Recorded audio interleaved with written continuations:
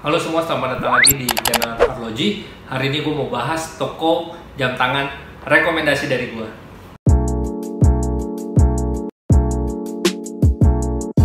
Jadi video kali ini gue buat sebetulnya untuk menjawab pertanyaan-pertanyaan yang sering banget diajuin di kolom komentar.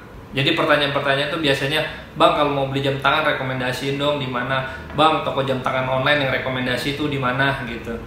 Ada juga bahkan yang nanya kalau mau beli jam tangan sama gua harganya berapa. Jadi dipikirnya gua itu punya toko jam tangan. Jadi sekaligus gua jelasin kalau gua nggak menjual jam tangan, gua nggak punya toko jam tangan, dan bisnis gua atau usaha gua nggak ada hubungannya sama sekali dengan jam tangan. Jadi gua bikin channel ini karena gua suka jam tangan dan gua mau sharing. Sebelum gua menjawab toko rekomendasi gue untuk beli jam tangan, gue akan cerita dulu gimana biasanya gue beli jam tangan. Jadi kalau gue beli jam tangan itu biasanya gue browsing dulu dan gue lihat-lihat dulu modelnya seperti apa, merek yang gue cari seperti apa, kemudian gue tetapin oke, gue mau beli itu. Lalu biasanya gue beli di toko yang resmi atau gerai resminya. Misalnya kalau mereknya Citizen, yang mereknya Citizen, mereknya Seiko, yang mereknya Seiko. Kalau misalnya gue mau beli Omega, ya gue ke toko Omega. Gue mau beli Panera, ya gue ke toko Panera ya. Tapi gue juga terus terang pernah juga beli satu kali ke toko yang mengaku dia itu ditunjuk resmi dari merek jam tangan tersebut. Setelah itu gue datang ke toko, gue cobain dulu, gue mau pastiin bener gak jam tangan ini cocok buat gue. Kadang-kadang banyak jam tangan bagus kalau lu pakai belum tentu cocok sama karakternya lu, belum tentu cocok sama tangannya lu juga gitu. Jadi gue juga cerita juga pengalaman gue. Kalau dulu gue mau beli jam tangan, ada satu jam tangan yang benar-benar gue suka, yaitu Omega Seamaster. Jadi Omega Seamaster itu menurut gue jam yang udah sesuai sama gue. Diameternya udah sesuai, modelnya udah sesuai, tapi akhirnya gue putuskan untuk datang ke gerai resminya. Setelah gue datang ke gerai resminya, gue pakai, rasa-rasanya kurang cocok sama gue. Akhirnya gue nggak jadi beli. Nah, itulah kenapa gue nggak pernah beli jam tangan secara online.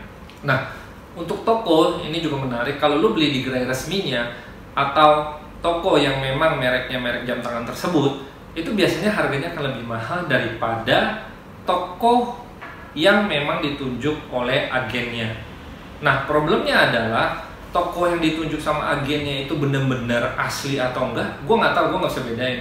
Kalau teman-teman ada yang tahu, coba tulis di kolom komentar, jelasin maksudnya toko bener-bener yang ditunjuk sama agen tunggal pemegang merek di Indonesia itu siapa gitu. Dan apa bedanya sama yang cuma ngaku-ngaku doang. Nah, gue beli kenapa biasa di gerai resmi, karena gue mau meyakinkan bahwa barang tersebut adalah barang yang asli. Gue nggak mau datang ke toko dia ngaku kalau memang dia ambil langsung dari agen tunggal pemegang merek, tapi ternyata palsu gitu.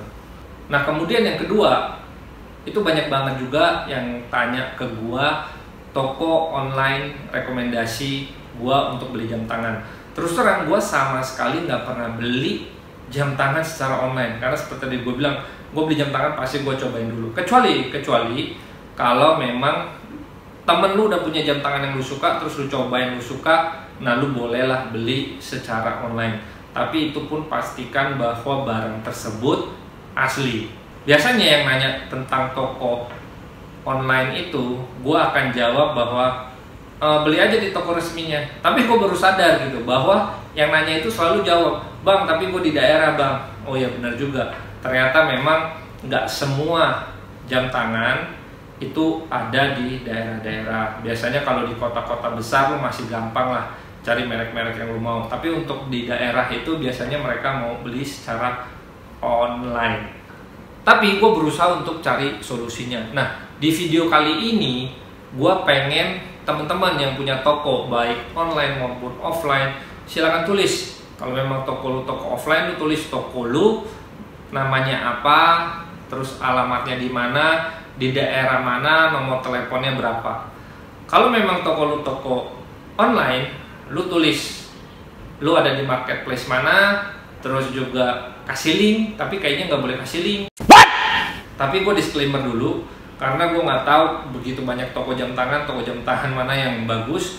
Jadi kalian bisa tulis. Terus juga kalau ada yang mau komen bahwa dia punya pengalaman beli di toko tersebut, silahkan komen. Atau misalnya kalian punya toko langganan yang biasa kalian beli jam tangan, terus menurut kalian memang ini bisa dipercaya, coba aja tulis gitu.